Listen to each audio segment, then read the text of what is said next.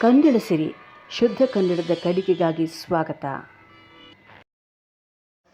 ಕನ್ನಡ ಸಿರಿ ಭಾಗ 51. ಉಭಯ ಕವಿ ಪೊನ್ನ. ಕವಿ ಚಕ್ರವರ್ತಿ ಪೊನ್ನ ಹಳೆಗನ್ನಡದ ಮೂವರು ರತ್ನತ್ರಯರಲ್ಲಿ ಒಬ್ಬರು. ಇದರ ಕಾಲ ಸುಮಾರು ಕ್ರಿಸ್ತಶಕ 950. ರಾಷ್ಟ್ರಕೂಟ ಚಕ್ರವರ್ತಿ ಮೂರನೇ ಕೃಷ್ಣನ ಆಸ್ಥಾನದಲ್ಲಿ ಪೊನ್ನನು ಆಸ್ಥಾನ ಕವಿಯಾಗಿದ್ದನು. ಕನ್ನಡ ಹಾಗೂ ಸಂಸ್ಕೃತಗಳಲ್ಲಿ ಈತನಿಗೆ ಅಪಾರ ಪಾಂಡಿತ್ಯವಿದ್ದುದರಿಂದ ಈತನಿಗೆ ಉಭಯ ಕವಿ ಚಕ್ರವರ್ತಿ ಅನ್ನುವಂಥ ಬಿರುದು ಕೂಡ ಇತ್ತು. ಈತ ತನ್ನನ್ನು ಕುರುಳ್ಗಳ ಸವಣ ಎಂದು ಕರೆದುಕೊಂಡಿದ್ದಾರೆ. ಆದುದರಿಂದ ಈತನು ಜೈನ ಸನ್ಯಾಸಿಯಂತೆ ಇದ್ದನೆಂದು ಭಾವಿಸಬಹುದು.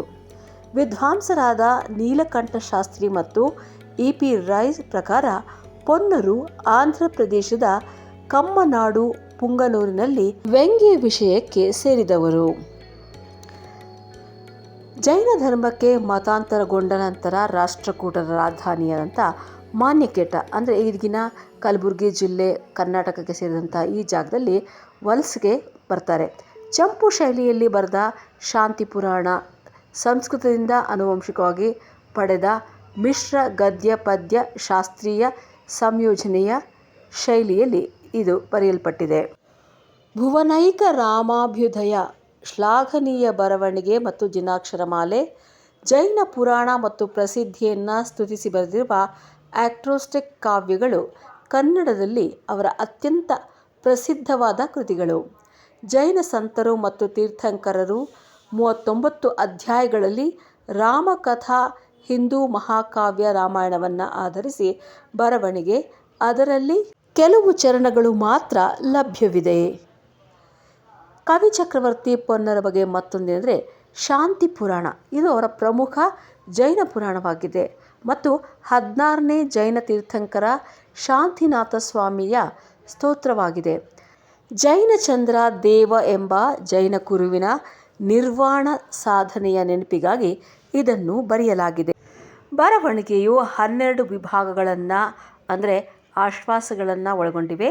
ಅದರಲ್ಲಿ 9 ವಿಭಾಗಗಳು ಶಾಂತಿನಾಥನ 11 ಹಿಂದಿನ ಜನ್ಮಗಳ ಮೇಲೆ ಕೇಂದ್ರೀಕರಿಸುತ್ತದೆ ಮತ್ತು ಉಳಿದ 3 ವಿಭಾಗಗಳು ನಾಯಕನ ಜೀವನ ಚರಿತ್ರೆಯ ವಿವರಗಳನ್ನು ನೀಡುತ್ತದೆ. ಪ್ರಭಾವ ಮತ್ತು ಶೈಲಿಯನ್ನು ನೋಡಿದ್ರೆ ಪೊನ್ನ ಕನ್ನಡ ಸಾಹಿತ್ಯದ ಶಾಸ್ತ್ರೀಯ ಯುಗದ ಅತ್ಯಂತ ಗಮನಾರ್ಹ ಬರಹಗಾರರಲ್ಲಿ ಒಬ್ಬರಾಗಿದ್ದರು. ಈ ಅವಧಿಯನ್ನು ಸಾಮಾನ್ಯವಾಗಿ 10ನೇ ಶತಮಾನದ ಮಧ್ಯದಿಂದ ಪ್ರಾರಂಭಿಸಿ ನಂತರ ಸುಮಾರು 150 ವರ್ಷಗಳವರೆಗೆ ವರ್ಗೀಕರಿಸಲಾಗಿದೆ. ಈ ಯುಗದಲ್ಲಿ ಪೊನ್ನ ಮತ್ತು ಇತರ ಇಬ್ಬರು ಕವಿಗಳಾದ ಆದಿಕವಿ ಪಂಪ ಮತ್ತು ರನ್ನ ಅವರು ಶಾಶ್ವತ ಅರ್ಹತೆಯ ಕೃತಿಗಳನ್ನು ನಿರ್ಮಿಸಿದರು. ಇದು ಕಾವ್ಯದ ರೂಪದಲ್ಲಿ ಮತ್ತು ರಚನೆಯ ಮಾನದಂಡವನ್ನು ಹೊಂದಿಸುವ ಬರಹಗಳನ್ನು ಶತಮಾನಗಳವರೆಗೆ ಭವಿಷ್ಯದ ಕವಿಗಳ ಮೇಲೆ ಪ್ರಭಾವ ಬೀರುವಂತಾಯಿತು. ಸಕ್ಕದಂ ಕನ್ನಡಂ ಎಂಬೆರಡು ಕವಿತೆಯ ಬಲ್ಮೆಗೆ ಬೆರಳ ನೆತ್ತಿದನ್ ಇಳೆಯೊಳಿ ಕುರಳ್ಗಳ ಸವಣಂ ಎಂದು ಹೇಳಿರುವುದರಿಂದ ಸಂಸ್ಕೃತದಲ್ಲಿಯೂ ಈತ ಕಾವ್ಯ ರಚನೆ ಮಾಡಿರಬೇಕು. ಕುರಳ್ಗಳ ಸವಣ ಎಂಬುದು ಪೊನ್ನನಿಗೆ ಇದ್ದ ಮತ್ತೊಂದು ಬಿರುದು. ಪೊನ್ನ ಕವಿಯೂ ಸಹ ಪಂಪ ರನ್ನರ ಹಾಗೆ ಒಂದು ಆಗಮಿಕ ಕಾವ್ಯ ಮತ್ತೊಂದು ಲೌಕಿಕ ಕಾವ್ಯವನ್ನು ರಚಿಸಿದ್ದಾನೆ. ಶಾಂತಿ ಪುರಾಣವು 16ನೇ ತೀರ್ಥಂಕರನಾದ ಶಾಂತಿನಾಥನ ಚರಿತ್ರೆಯನ್ನು ಒಳಗೊಂಡ ಕಾವ್ಯವಾಗಿದೆ. ಇದು ಪೊನ್ನ ರಚಿಸಿರುವ ಧಾರ್ಮಿಕ ಗ್ರಂಥವಾಗಿದೆ. 12 ಆಶ್ವಾಸಗಳಿಂದ ಕೂಡಿದ ಚಂಪು ಗ್ರಂಥವಾಗಿದೆ. ಶಾಂತಿನಾಥನ ಜೀವನದ ವಿಕಾಸ ಕ್ರಮವನ್ನು ಈ ಗ್ರಂಥದಲ್ಲಿ ವಿವರಿಸಲಾಗಿದೆ. ತೀರ್ಥಂಕರರ 12 ಭಾವಾವಳಿಯ ವೃತ್ತಾಂತಗಳ ನಿರೂಪಣೆಯಾಗಿದೆ. ತೀರ್ಥಂಕರರ ಕಥೆಗಿಂತ ಅವರ ಭಾವಾವಳಿಗೆ ಹೆಚ್ಚು ಒತ್ತು ನೀಡಿ ವಿಶದವಾಗಿ ಇದನ್ನು ಬರೆಯಲಾಗಿದೆ. ಶಾಂತಿ ಪುರಾಣದ ಕಥಾವಸ್ತು ನಿರೂಪಣೆ ಸಾಮಾನ್ಯವಾಗಿದ್ದರೂ ಕೆಲವು ಸಂದರ್ಭಗಳಲ್ಲಿ ಬರುವ ವರ್ಣನೆಗಳು ಪೊನ್ನನ ಕಾವ್ಯ ಪ್ರತಿಭೆಗೆ ಸಾಕ್ಷಿಯಾಗಿದೆ. 7ನೇ ಆಶ್ವಾಸದಲ್ಲಿ ನರಕದ ವರ್ಣನೆಯಲ್ಲಿ ಕವಿಯ ವಿಶಿಷ್ಟ ಕಲ್ಪನೆಯನ್ನು ಗುರುತಿಸಬಹುದಾಗಿದೆ.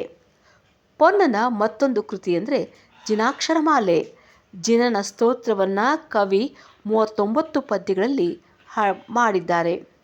ನಮಗೆ ಲಭ್ಯವಾಗದ ಇರುವ ಪೊನ್ನನ ಭುವನೈಕ ರಾಮಾಭ್ಯುದಯ ಎಂಬ ಕಾವ್ಯವು 14 ಆಶ್ವಾಸಗಳಿಂದ ಕೂಡಿದ ಕಾವ್ಯವೆಂದು, ಅದು 14 ಲೋಕದ ಬೆಲೆಗೆ ಸರಿಸಮವೆಂದು ಕವಿ ಹೇಳಿಕೊಂಡಿದ್ದಾನೆ. ಕೇಶಿರಾಜನ ಶಬ್ದಮಣಿ ದರ್ಪಣದಲ್ಲಿ ಈ ಕಾವ್ಯದ ಕೆಲವು ಪದ್ಯಗಳನ್ನು ಉದಾಹರಣೆ ಪದ್ಯಗಳನ್ನಾಗಿ ಕೊಟ್ಟಿದೆ. ಅವುಗಳನ್ನು ಓದಿದಾಗ ಪೊನ್ನನ ಭುವನೈಕ್ಯ ರಾಮಾಭ್ಯುದಯ ಎಂಬ ಕಾವ್ಯ ಉತ್ತಮ ಮಟ್ಟದ ಕಾವ್ಯವಾಗಿರಬೇಕೆಂದು ಊಹಿಸಬಹುದಾಗಿದೆ. ಕವಿ ಪೊನ್ನನ ಬಗ್ಗೆ ಇನ್ನಷ್ಟು ಸಮಗ್ರವಾದ ಮಾಹಿತಿ ನಮ್ಮಲ್ಲಿ ಲಭ್ಯವಿಲ್ಲದ ಕಾರಣ ಇವಿಷ್ಟು ಮಾಹಿತಿ ನಿಮಗಾಗಿ ತಂದಿದ್ದು ಕನ್ನಡ ಸಿರಿ ಯೂಟ್ಯೂಬ್ ಚಾನಲ್. ಮರೆಯದೆ ಸಬ್ಸ್ಕ್ರೈಬ್ ಮಾಡಿಕೊಳ್ಳಿ. ಮತ್ತಷ್ಟು ವಿಚಾರಗಳನ್ನು ತಿಳಿಯುವ ಆಸಕ್ತಿಯನ್ನು ಹಾಗೆ ಉಳಿಸಿಕೊಂಡು ಮತ್ತೆ ನಮ್ಮ ಚಾನಲ್ ವೀಕ್ಷಣೆ ಮಾಡಿ ಹೊಸ ವಿಚಾರಗಳಿಗಾಗಿ ಅಂತ ಹೇಳ್ತಾ ಇವತ್ತಿನ ಸಂಚಿಕೆ ಮುಗಿಸ್ತಾ ಇದ್ದೀನಿ. ಮತ್ತೆ ಭೇಟಿಯಾಗೋಣ. ನಮಸ್ಕಾರ.